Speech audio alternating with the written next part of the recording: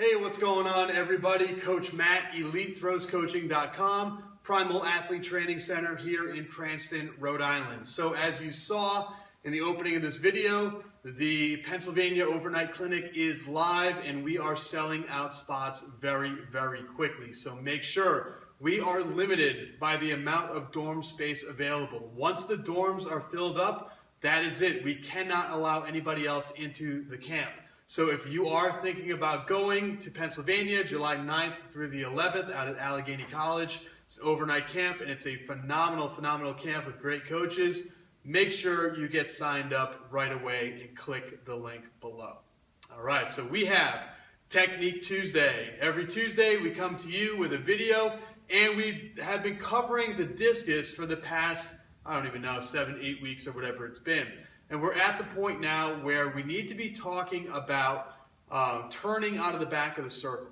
Now, last week we talked about sort of the beginning process of turning out the back of the circle. We talked about the fact that we needed to turn into that 9 o'clock drop position. We showed you how all of the different parts of the throw, the standing throw, the mirror turn, that 9 o'clock drop, South African position in the back, how it not only is a good drill, but that it also has to be in the throw itself. If you took a slow motion video of your throw, you need to see the South African appear in slow motion. One of those frames should look exactly like the South African. One of those frames should look like the beginning of the mirror turn. One of those frames should look like the wall drill. One of those frames should look like the power position. One of those frames should look like a release drill. All of the stuff that we've been doing is simply just parts of that throw that are taken out of the technique. We work on those parts of the throw and then they improve. Well, one of the parts of the throw where it all kind of goes in the garbage is when you start to turn out of the back of the circle. Now, we've done plenty of videos before on turning out of the back of the circle with both discus and rotational shot, talking about timing, talking about shifting weight. Last week we talked about how we had to be low, left, and a nice long right leg as we got into that 9 o'clock drop, low, left, and long, a la Mac Wilkins, 9 o'clock drop, a la Mac Wilkins. We talked about a lot of stuff that, sort of I have learned throughout the years from attending camps, attending clinics, attending coaches' conferences, and listening to people speak and watching video, pretty much all the same stuff that you guys are doing right now. So what I wanted to do is show you two of my favorite drills to help improve turning out of the back. Now, these are drills that we do out at the circle. These are drills that we do here in the gym when it's raining out. These are great things that you can do, especially if the weather has not been nice to you this outdoor season. This is some really cool stuff that you can do to get your kids training when the weather might not be so good, okay? So the first thing that we need to do, we talked about last week how the right leg in your right foot, if you're a right-handed thrower, that foot, as it gets long outside the circle, it needs to be like a golf club. It can't be long outside the circle and close to you and then try to drive down. You can't do that weird, we see it all the time, that weird turn, kick, drive. That just isn't going to work. It takes too long, the upper body starts to wind around. So we don't want to do that turn, kick, drive. Okay, we want it to be smooth. So in order to keep it smooth, in order to keep it as efficient as possible, we need the movement to be, number one, correct, needs to be nice and long, but number two, we need it to be quick. So going from a low position up to a high position, down to a low position again, takes too long. It takes too much time. One of the things I've always said since day one is that the lower body and the upper body are in a race. The lower body needs to beat the upper body. And one of the ways that you can help the lower body beat the upper body is to make the race course as short as possible. Make your movements as crisp and as efficient as possible. And the way we do that is by keeping that right foot low to the ground. Keep it low and then drive up into zero support.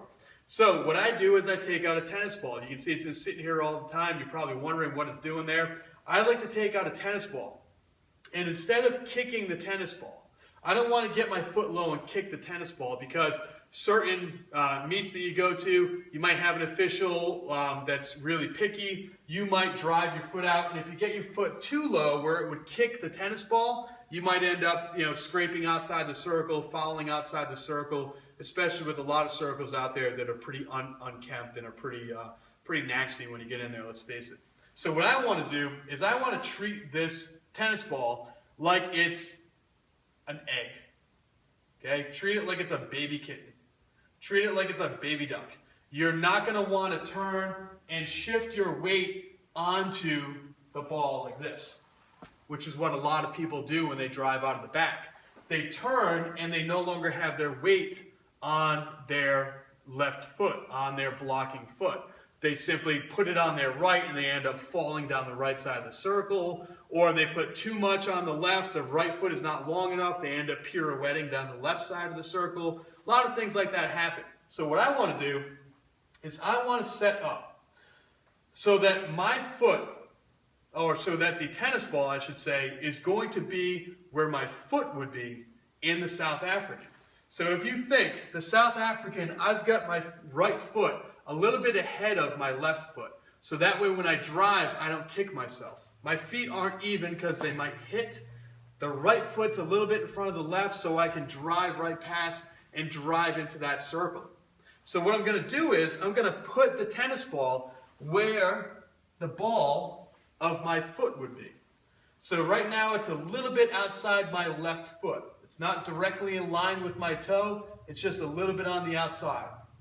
And what I'm going to do is I'm going to turn out of the back. I'm going to stay low. I'm going to shift my weight over the left, and I'm going to keep this right leg nice and long, and I'm going to try to put it down on top of the tennis ball. So here, trying to put it down on top of the tennis ball. Here, it's tough to do on turf. Turn, almost, but you can see the goal. The goal is to get the foot to just rest, nice and easy, on top of the tennis ball. What that's going to do is a couple things. The first thing it's going to do is it's going to get their foot in the correct position. We already talked about that. But the second thing it's going to do is it's really going to have them concentrate on keeping their weight on the left and with a bent left leg. And if they keep the leg bent, what's that going to do? That's going to help them drive. That's going to help them explode across the circle and explode into zero support. Make it very linear, make it very fast, make it very ballistic. They're not just going to turn and spin and pirouette out of the back. They're going to pivot and then drive. We like to think of it almost like a pizza slice, is what I tell my athletes. You've got that big pivot out of the back and then boom, right down the backward seven. So it looks like a pizza slice. You've got that curve at the top and then a straight line going down the left sector line or going down that backward seven position. Okay? The other drill that I'd like to do to teach my athletes how to turn out of the back is pretty simple. What we do here, we grab something like a 10-pound weight plate. It doesn't have to be too heavy. 10-pound weight plate, and we have them stand like Iron Man with the weight plate at their chest. And then what we do is we do little quarter turns, little 90-degree turns. So we'll take the knee, put it in, push off the right foot, which you can see in other videos. So we talk about timing, pushing off the right foot like a skateboarder. Just search the channel to see those. And we'll turn, all of our weight stays on the left. Turn, all of the weight stays on the left. Turn, all of the weight stays on the left. Turn, all of the weight stays on the left. And we get them to keep all the weight on the left. We'll do 90-degree turns. We'll do 180-degree turns. Here, 180. Here, 180. Get them used to keeping the weight on their left. We'll also do 270. We'll do 360. Then we'll try to do 720. We'll try to do 2 full rotations without putting the right foot down. It's going to teach them that feeling and get them stronger on that bent left leg. So hopefully going through this today, you guys can see those are 2 of my favorite drills. You don't have to be in the circle to do them, which is why I love them so much. Bad weather, you can do those inside and really get your athletes the feeling and the idea of staying low on that left leg, keeping the weight over the left leg, and keeping that right foot really, really long and low outside the circle. All right, that takes care of this week's Technique Tuesday. Hope you enjoyed. Please make sure, check out the link below for the Pennsylvania camp. We've had people come from Canada, West Virginia, Florida. We've had people fly up for this thing. It is well worth the trip. Click the link below, check out what we have to offer, and hopefully I will see you there.